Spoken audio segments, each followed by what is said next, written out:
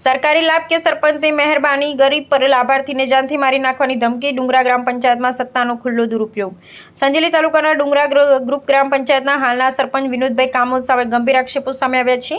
પ્રાપ્ત વિગત મુજબ સરકારી યોજનાના લાભાર્થી કટારા મુકેશ ફઈદ બદિયાભાઈને બોર સંબંધિત મુદ્દે પૂછપરછ કરવાને કારણે સરપંચ દ્વારા જાનથી મારી નાખવાની ધમકી આપી હોવાનું સામે આવ્યું છે। લાભાર્થીના જણાવ્યા અનુસાર સરકારી નિયમો હેઠળ મળેલા બોર અંગે માહિતી મેળવવા માટે તેમણે સરપંચનો સંપર્ક કર્યો, પરંતુ જવાબ આપવાને બદલે સરપંચ ઉશ્કેરાઈ ગયા અને 4 વ્યક્તિઓ સાથે લાભાર્થીના ઘરે પહોંચી ગયા હતા, જ્યાં તેમણે ધમકીભર્યા શબ્દોમાં કહ્યું હતું કે તને જે મળ્યું છે તે મારી રહેમને હેઠળ મળ્યું છે, નહીં તો આ બોર હું બીજાને આપી દેત। લાભાર્થીએ વધુમાં આક્ષેપ કર્યો છે કે તેમની પત્ની, પરિવારજનો, નિર્દોષ બાળકોની હાજરીમાં અપમાનજનક અને અશ્લીલ ભાષાનો ઉપયોગ કરવામાં આવ્યો હતો। સાથે જ જો આ ઘટનાની જાણ કોઈને કરવામાં આવશે તો જાહેરમાં માર મારવાની અને નુકસાન પહોંચાડવાની ધમકી પણ આપવામાં આવી હતી। સૌથી દુઃખદ બાબત એ છે કે સરકાર જે યોજનાઓ ગરીબ અને વંચિત પરિવારનો જીવનમાં આશાની કિરણ બનીને પહોંચાડવા માંગે છે, તે જ યોજનાઓનો લાભ મેળવ્યા બાદ આજે એક ગરીબ પરિવાર ભય અને અસુરક્ષાના માહોલમાં જીવન જીવવા મજબૂર બન્યો છે। જે લાભ તેના અધિકાર રૂપે મળવો જોઈએ તે લાભને કોઈની મહેરબાની ગણાવી ગરીબ વ્યક્તિનું સ્વાભિમાન કચડી નાખવાનો પ્રયાસ થયો હોવાનો આક્ષેપ અત્યંત ચિંતાજનક છે। સરકારી સહાય ગરીબોના જીવનમાં ખુશી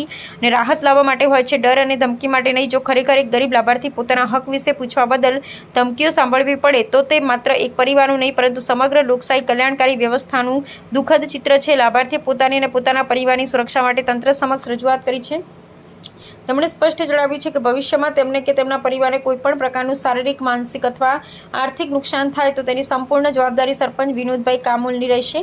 હવે સમગ્ર મામલે તાલુકા વિકાસ અધિકારી, જિલ્લા વિકાસ અધિકારી અને સંબંધિત વહીવટી તંત્ર શું કાર્યવાહી કરે તેના પર લોકોની નજર મંડાઈ છે। જો આક્ષેપો સાચા સાબિત થાય તો સત્તાનો દુરુપયોગ, ગરીબોને ધમકાવવા, સરકારી યોજનાઓને વ્યક્તિગત ઉપકાર તરીકે રજૂ કરવાના આ ગંભીર મામલે જવાબદાર સામે કડક કાનૂની કાર્યવાહી થવી જોઈએ તેવી લોકમાંગ ઉઠી રહી છે। એક ગરીબ પરિવારના આંસુ અને ભયભીત બાળકોના ચહેરા આજે એક સવાલ પૂછે છે, શું સરકારી યોજનાઓ ખરેખર ગરીબોના હક માટે છે કે પછી કેટલાક સત્તાધીશોની કૃપા પર નિર્ભર છે? સત્ય અવાજ, જનતાનો વિશ્વાસ, પબ્લિક ઇન્ડિયા ન્યૂઝ, જસુભાઈ ગળા।